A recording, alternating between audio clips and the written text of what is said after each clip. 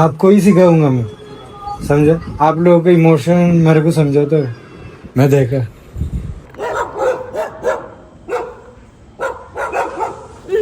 എല്ലാവർക്കും നമസ്കാരം. മോണോമാർക്കിലേക്ക് വീണ്ടും സ്വാഗതം. ഇന്ന് ഞാനും കൂട്ടുകാരും വാഗിയും രുദ്രയൊക്കെ ചേർന്നിട്ട് പുതിയൊരു യാത്രയ്ക്ക് പോകാനുള്ള പരിപാടിയാണ്.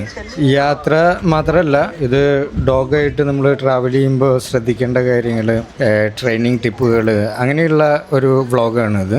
അപ്പോൾ നിങ്ങളെല്ലാവരും സ്കിപ്പ് ചെയ്യാണ്ട് കാണാം. അപ്പോൾ രുദ്ര എന്ന് പറയുന്ന ഡോഗിൻ്റെ ബിഹേവിയറിങ്ങും അവൻ്റെ ട്രെയിനിങ്ങുകളൊക്കെ നിങ്ങൾ കണ്ടിട്ടുണ്ടാവുമെന്ന് വിചാരിക്കുകയാണ്. യാത്രയ്ക്ക് മുമ്പായിട്ട് മെൻ്റലി ഫിസിക്കലി ഡോഗിനെ ഒന്ന് ശാന്തമാക്കണം നമുക്ക്. അത് വളരെ പ്രധാനപ്പെട്ട കാര്യമാണ്. അതിനായിട്ട് നമുക്ക് വേണ്ട കാര്യം നല്ല സോഷ്യലൈസേഷനും ഡോഗിന് നല്ല അവയർനെസ്സും കിട്ടാനാണ്. അല്ലെങ്കിൽ ആ ഡോഗിൻ്റെ യാത്ര നല്ല റിലാക്സായിട്ട് അവൻ യാത്ര ചെയ്യാൻ വേണ്ടിയിട്ട് നമ്മളിവിടെ ഇന്നത്തെ ഒരു ദിവസം നിൽക്കാമെന്നാണ് വിചാരിക്കുന്നത്. ഇവിടെ കുറേ ഡോഗ്സുകളും കുറേ ഹ്യൂമൻസും എനിമലും എല്ലാ ഡിസ്ട്രാക്ഷനുള്ള ഒരു സ്ഥലമാണ് ഇവിടെ. അപ്പോൾ നമുക്ക് നമ്മുടെ ഫ്രണ്ട്സൊക്കെ ആയിട്ട് ആ ഒരു ക്ലബിങ്ങിൽ ഇവൻ്റെ ബിഹേവിയറിങ്ങും റെഡിയാക്കുക, ഇവൻ്റെ മാസ്കൊക്കെ ഊരി എല്ലാവരുമായിട്ടും ഒന്ന് ഇൻട്രൊഡ്യൂസ് ചെയ്യാമെന്നാണ് വിചാരിക്കുന്നത്.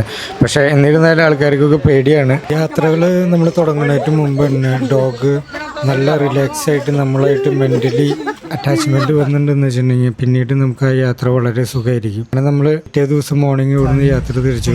നാളെ കാലത്ത് മോർണിംഗ് ആകുമ്പോഴേക്കും നമ്മൾ സഹ്യാദ്രി വ്യൂ പോയിന്റിലേക്ക് എത്തിയിട്ടുണ്ടായിരുന്നു. അവിടെ നമ്മുടെ ഫ്രണ്ട്സൊക്കെ വന്നിട്ടുണ്ടായിരുന്നു. നമ്മൾ അവരായിട്ട് അത്യാവശ്യം ഒന്ന് ചില്ല് ചെയ്ത് അവിടെ കുറച്ച് ഫോട്ടോഷൂട്ടും കാര്യങ്ങളൊക്കെ എടുത്തു. രുദ്രനെ അവരൊക്കെ ആയിട്ട് നല്ല രീതിയിൽ തന്നെ മിങ്കിടിപ്പിച്ചു. നമ്മളവിടെ നിന്ന് യാത്രയായി. ഇവിടെയാണ് നമ്മുടെ ന്യൂ സ്റ്റുഡൻ്റ് ഉള്ളത്. അവനെയാണ് നമ്മളിപ്പോൾ ഇവനായിട്ട് ഇൻട്രൊഡ്യൂസ് ചെയ്യാൻ പോണത്. ഇറങ്ങുമ്പോൾ തന്നെ കുറേ സ്ട്രീറ്റ് ഡോഗ്സുകളൊക്കെ രുദ്രനെ വരവേൽക്കാനുണ്ടായിരുന്നു.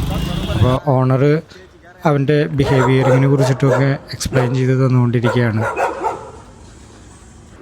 एक इंसान है ये, मैं एक डॉग हूँ, ऐसा नहीं. ये भी उसको अलग टाइप है उसका.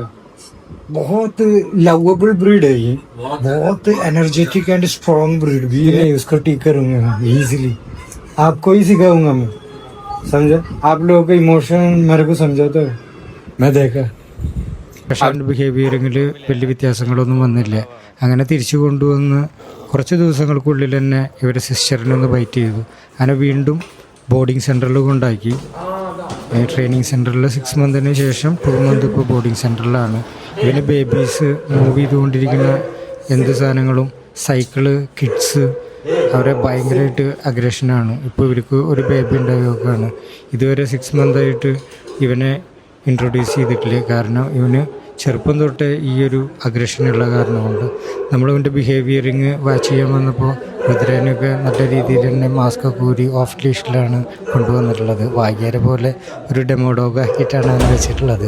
അവൻ്റെ ഓണേഴ്സ് ഇവൻ്റെ ബിഹേവിയറിങ്ങിനെ കുറിച്ചിട്ട് പറഞ്ഞതരാണ്. അപ്പോൾ വൈഫിൻ്റെ ഒപ്പം കുട്ടിയും കൂടിയുള്ള കാരണം കൊണ്ട് വളരെ കെയർഫുള്ളി നമ്മൾ അവരെ ഇൻട്രൊഡ്യൂസ് ചെയ്യണം. അപ്പം നമുക്ക് അവൻ്റെ ബിഹേവിയറിങ് എങ്ങനെയുണ്ടെന്ന് നോക്കാം. അത്യാവശ്യം നല്ല ഡൊമിനൻ്റ് ആയിട്ടുള്ള ഒരു ഡോഗാണ് ഇവൻ. ഇവരെ രണ്ടാളും മാത്രമാണ് അലൗ ചെയ്യുള്ളൂ, വേറെ ആരും അലൗ ചെയ്യില്ല.